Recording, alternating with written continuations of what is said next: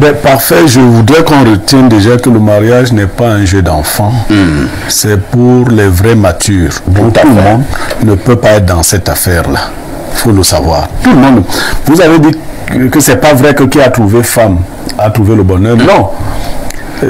On trouve des êtres de sexe féminin qui ne sont pas des femmes. Une femme, c'est une fonctionnalité. On trouve des femmes. Pierre Blériot, je me dis de manière générale, si l'on se marie, c'est parce que nous voulons le bonheur. La Bible, que je ne maîtrise pas très bien quelque part, dit que celui qui a trouvé une femme a trouvé son bonheur. Même si un ami m'avait dit en buvant de la bière que là, Dieu s'était trompé. Bon, mais passons. Alors, est-ce que nous pouvons quand même avoir des statistiques qui démontreraient que toutes les femmes qui se sont mariées, je ne prends que le cas des femmes, ont eu le bonheur? Ou alors maintenant, tous les hommes qui se sont mariés ont eu le bonheur? Si ce n'est donc pas ça, est-ce qu'il ne faut pas nuancer lorsque nous parlons de mariage par rapport à cette affaire de bonheur ou alors de bien-être? Alors, comme à mon habitude, je vais vous surprendre. Toutes les personnes qui se sont mariées ont eu le bonheur. Ah bon? Maintenant, toutes les personnes qui se sont mises ensemble n'ont pas eu le bonheur. Tu es dans la philosophie. Non, c'est pas effectivement. Prenez le concept mariage. Vous parlez souvent du mariage des couleurs, non? Tout à fait. Quand est-ce qu'on dit que quelqu'un a respecté le mariage des couleurs? Quand il y a une certaine harmonie des couleurs, une certaine symbiose, il y a des certains agencements. Il y a des couleurs qui vont ensemble. Avec les autres. Il y en a qui ne vont pas ensemble. Tout à fait. Lorsqu'elles ne vont pas ensemble, on dit qu'il n'y a pas mariage de couleurs. Oui. Ce n'est pas parce que vous êtes ensemble que vous êtes mariés. Là, je ne voulais pas parler de l'acte, des papiers que vous signez. Je souligne ça. C'est pas parce que vous êtes ensemble que vous êtes mariés. Il y a le mariage est un projet de vie. Et votre question, est-ce qu'il est une fin en soi? Chez nous, les philosophes, une chose est une fin en soi lorsqu'elle se suffit à elle-même, cette chose-là. C'est-à-dire, si on l'a, on trouve à l'intérieur de la chose son propre bonheur. Elle n'a pas une autre finalité qu'elle-même.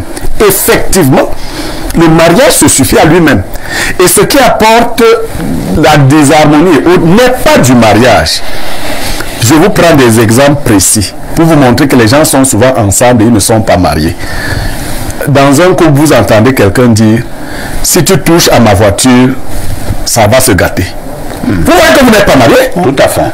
Vous êtes ensemble, mais vous n'êtes pas mariés. Aujourd'hui, la chose la plus bizarre, c'est les téléphones. J'entends des questionnements bizarres du genre, est-ce que le téléphone est privé dans un couple? Oui. Mais vous êtes ensemble. Et vous voyez, chacun cache son... Donc, en fait, les claviers sont... on est seulement ensemble. Il y a un genre de clavier, mais là, le clavier est flou. C'est-à-dire que la personne qui est à côté ne peut pas lire. Il faut être en face du clavier. Voilà.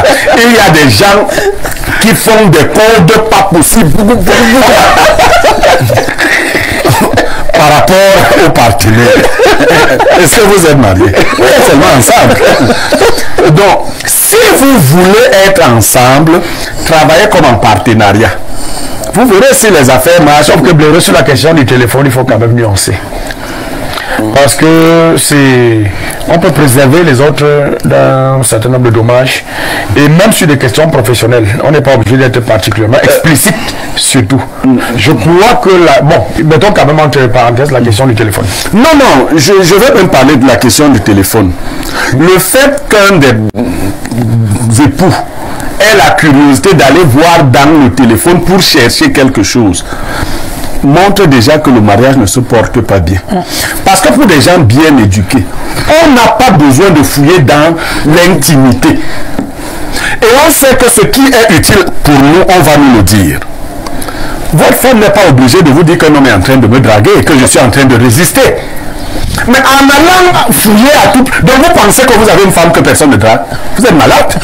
On drague toutes nos femmes. Bon, maintenant, pendant qu'elle se bat, on se bat à refuser ou à résister, toi tu es déjà en train de fouiller et tu progresses avec eux. C'est ton problème là-bas. Donc, il faut... Ce n'est pas une prison. C'est parce que nous croyons mettre des gens dans des prisons. Quand le mariage... Il faut éviter ça, l'avoir en face comme ça. Alors, bien sûr, Aristide, c'est parce que nous voulons garder les autres dans des prisons que cette affaire devient difficile. Donc, le mariage est une fin en soi. Et même ceux qui n'y sont pas le souhaitent au fond d'eux. Quand on a un échec, Jeanne, ça c'est à ton endroit et à l'endroit des autres. D'autres victimes. D'autres victimes. Et moi-même j'ai été une victime. Il faut toujours recommencer et donner le meilleur de soi-même. Parce que vous ne savez pas là où le bonheur vous attend. Un cancre-là vous a bloqué la vie. Vous croyez que tout le monde est ici. Mais si on rencontre encore notre cancre. Continuez parce que vous n'êtes pas encore arrivé à la couleur qui se marie avec la vôtre. Je vous le dis, dans chaque relation, donnez le meilleur de vous-même. Faites les choses selon les règles. Très bien. Oh, Blériot, tu viens de donner beaucoup de courage à d'autres victimes de guerre. À Jeanne, vraiment. Surtout les femmes.